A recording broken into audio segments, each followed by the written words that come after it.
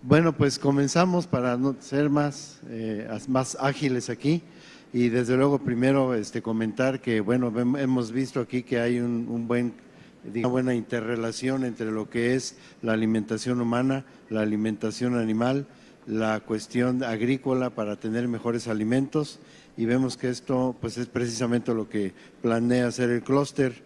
A ver, aquí tenemos una pregunta para Alfonso Ruiz.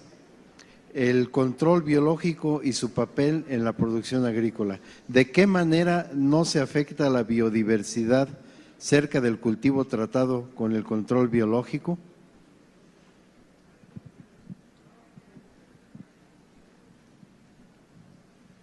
Bueno, en esa parte me refería a que los usos tradicionales como el control químico, ese tiene un efecto no solamente en la plaga que al agricultor le interesa controlar, sino que tiene un efecto en organismos no blancos, es decir, organismos que están en el ecosistema de los alrededores. ¿Por qué? Porque los químicos tienen una deriva, viajan con el viento o se quedan en el suelo y todo esto se integra en parte en el ecosistema y no se degrada inmediatamente. Entonces, eso afecta la diversidad de los sitios cercanos a donde se aplican los químicos. Y en el caso del uso del control biológico, si bien de todos modos estamos usando organismos benéficos, ellos no tienen un efecto contra la diversidad en la mayoría de los casos, porque muchos de ellos son específicos a la plaga y además se usan en ambientes protegidos. Es decir, una vez que se termina el cultivo, los organismos benéficos también se retiran. Y como les digo, muchos de ellos son específicos y no son peligrosos para el ambiente. Todos los organismos benéficos que utilizamos son evaluados por el gobierno, hay una comisión y hacen estudios de riesgo y principalmente lo que debemos de tomar siempre en cuenta es que son organismos, la mayoría de ellos cosmopolitas, que ya están presentes en los sitios de uso. Bueno, muchas gracias, doctor. Enseguida vamos a hacer una pregunta para las compañeras de la tortilla. Una de ellas nos dice que es verdad que la tortilla como tal tiene propiedades y disminuye las calorías al ingerirla, pero que hay alteraciones o adulteraciones que pueden incrementar rendimientos que son comunes en la industria. ¿Qué pudiera sugerir para que no se hicieran estas adulteraciones? Pues yo no entiendo qué tipo de adulteración. A veces nuestros compañeros o colegas industriales utilizan gomas para el incremento de rendimiento, pero nosotros no tenemos acceso al procesamiento de los industriales, ¿no? Aquí está el ingeniero Luis Martín del Campo, a lo mejor él nos podría ampliar esto, o la doctora. Yo de lo único que tengo entendido es que pueden usarse gomas, obviamente son gomas que están permitidas por la Secretaría de Salud, pero de lo demás no sabría. En realidad, otra de las cosas que se puede utilizar también son los conservadores. Se utiliza muy comúnmente y es necesario en algunos casos para que la tortilla dure más tiempo. Cuando se elaboró la tortilla en un día y de repente al día siguiente les quedó un poco de tortilla en la tortillería, pues no lo van a tirar. Y entonces es muy común el uso de conservadores. En nuestro caso, por convicción y un poquito por la política de nuestra empresa, estamos haciendo la harina sin conservadores y manteniendo las fibras y manteniendo todo lo más natural posible. Eso es precisamente lo que pedimos que nos analizaran y ver si existían ventajas, que bueno, pues les agradezco mucho a las doctoras por el gran trabajo que hicieron. Se demostró que efectivamente hay diferencias entre los diferentes procesos. Gracias. One for Dr. Gautier. Have you researched or in your research have you done some studies related with the natural antimicrobials for foods, trying to eliminate or remove chemical preservatives?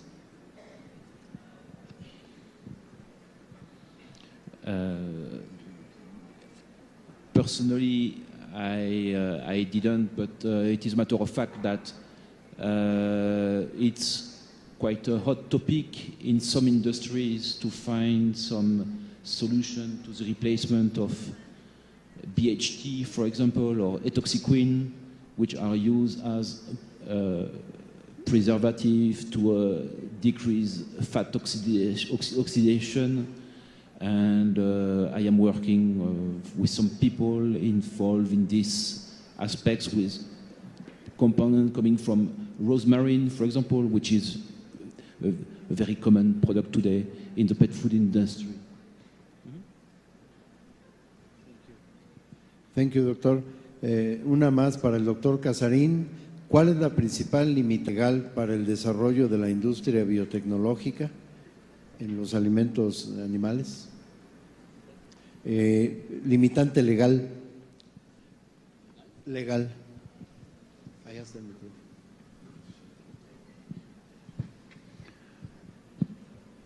Bueno, yo pienso que el principal legal sería que cuando tenemos un producto ya listo para incluirlo en nuestros alimentos, hay que registrarlos, y yo creo que la Secretaría de Agricultura tiene una serie de normas que son muy claras.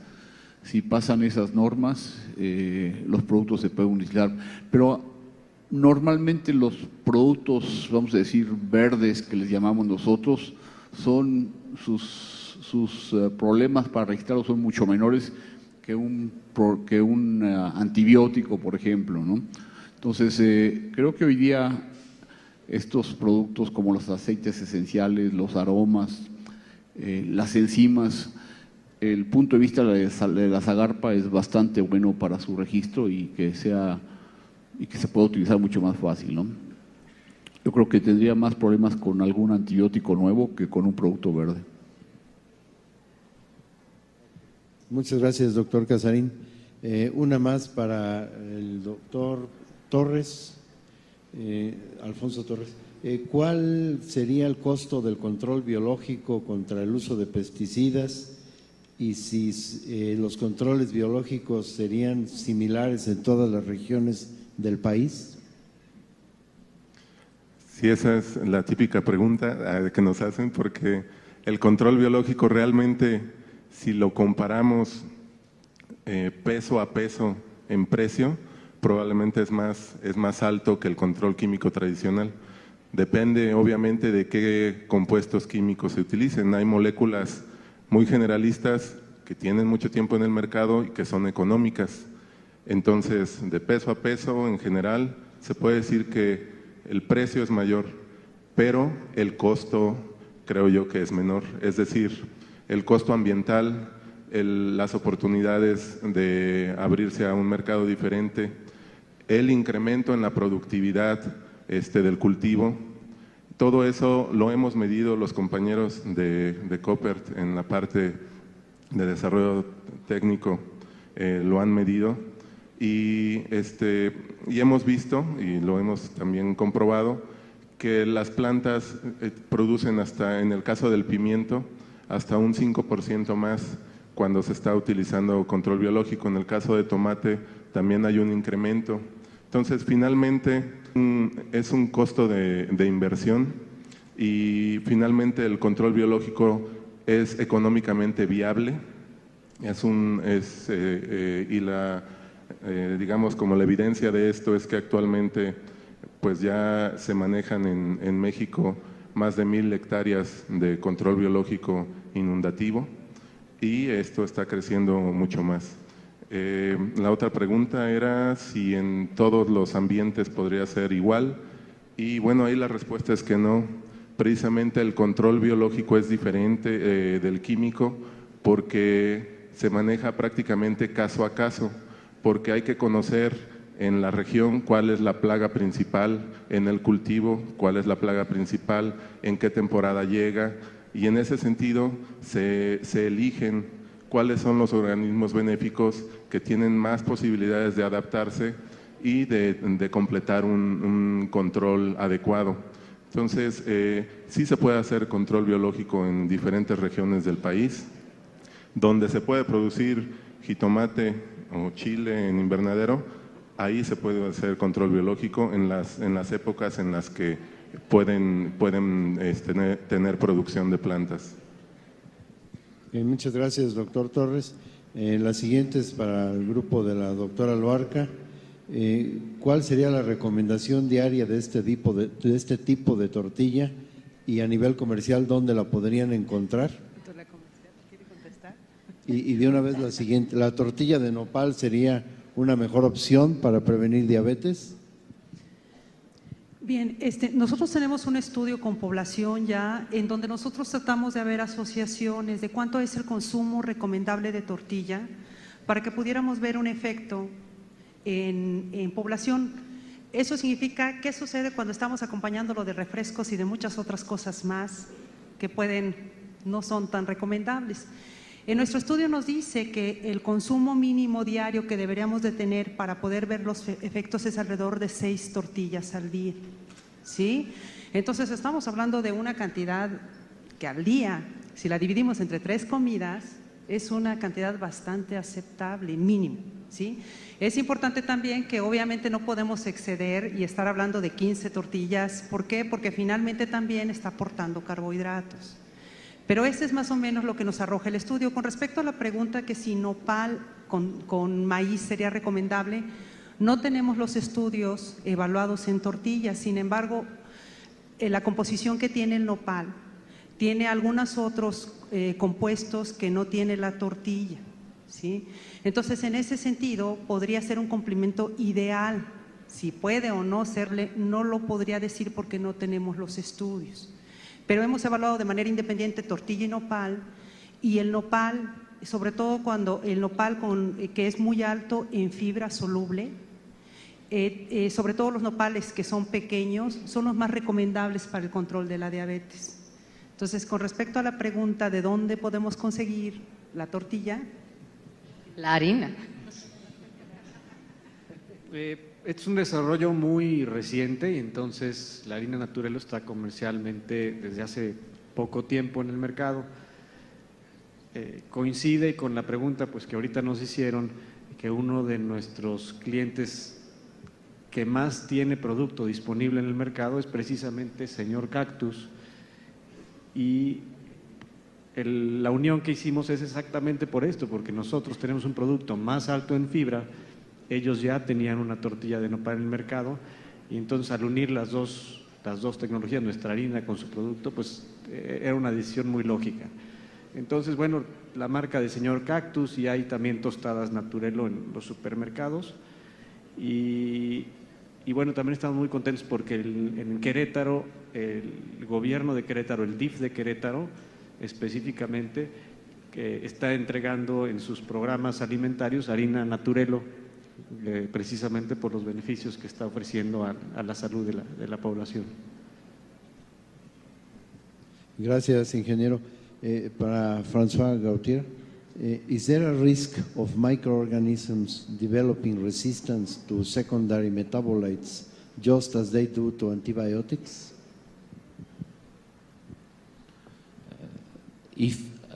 Basically, if you use antimicrobial agent, you select bacteria that resist to these antimicrobial agents. So any product that has an antimicrobial efficacy will generate some resistances. But what we are trying to do is not to work with plants with antimicrobial properties, but to work with plants that have anti-inflammatory properties. That means you play on a different metabolic pathway than directly focusing on the microorganism. So you try to manipulate the metabolic function of the animal. And then if you are working on nutrition, on nutritional aspects, you are not generating some resistances. Entonces habla de que los mecanismos antiinflamatorios más importantes que los antimicrobianos y que con eso se podría controlar, sabiendo desde luego todas las rutas metabólicas involucradas. Para el doctor Casarín, ¿cuál sería el impacto de la biotecnología en la disminución de la producción de metano en el ganado? Bueno, es una muy buena pregunta. De hecho, hace rato comentaba con algunos de los colegas aquí del clúster que han estado haciendo investigaciones sobre algunos productos en la alimentación del ganado que disminuye la producción de metano. También hay algunos productos que hemos desarrollado también en el grupo, donde dándole en el alimento al ganado podemos disminuir esa producción. No hubo oportunidad de mostrar datos, pero con mucho gusto, si se acercan con nosotros más tarde, les podemos dar más información al respecto. Ya hay opciones nutricionales para disminuir esa producción de metano. Bueno, cerraríamos con una última pregunta al doctor Alfonso Torres, que nos dice, aquí hay bastantes preguntas, podríamos decir que ¿qué probabilidad hay de que el método biológico salga de control? O yo podría resumirla en que cuáles son las áreas de oportunidad o de mejora para el control biológico de plagas. Sí, muy buena pregunta. Pues las oportunidades que visualizo para el control biológico de plagas es precisamente tratar de encontrar los organismos nativos. Eso es una tendencia que ha venido a nivel mundial en los últimos 5 años, se está presentando. ¿Y por qué nativos? Por 2 razones. La primera es por la adaptabilidad que tienen a la región. Aunque muchos, como mencioné anteriormente, de los organismos benéficos son cosmopolitas, están en muchos lugares del mundo, no es lo mismo traer una avispa parasitoide, aunque sea la misma especie, de una población de Europa a una que esté adaptada en México. Por un lado, entonces, el uso de organismos, la búsqueda de organismos nativos, por un lado es para la adaptación y para que tenga más éxito el control biológico. Y por otro lado, también es para evitar los riesgos ambientales, porque efectivamente cualquier tecnología tiene sus subproductos o sus resultados negativos. En el caso del control biológico, ha habido algunos casos documentados en algunos ácaros que pueden afectar a fauna nativa en algunas islas, se ha dado ese caso, y sobre todo biológico, no tanto hacia la parte de la agricultura, sino cuando se pretende hacer un control biológico de malezas o de otras especies, y puede llegar a pasar. Pero la búsqueda y uso de organismos nativos también es una solución o una atenuación a este problema, ya que un organismo que ya está presente en donde se está liberando de forma natural, seguramente tiene, como cualquier otra especie, organismos depredadores, parásitos que lo controlan y que hace que el sistema no sea nuevo para la presencia de esta nueva especie. Entonces, de esta tendencia de la búsqueda de organismos nativos es lo que puede resolver estas 2 cuestiones. Bueno, hay algunas otras preguntas, pero con el fin de ya dar paso al programa, tenemos un receso.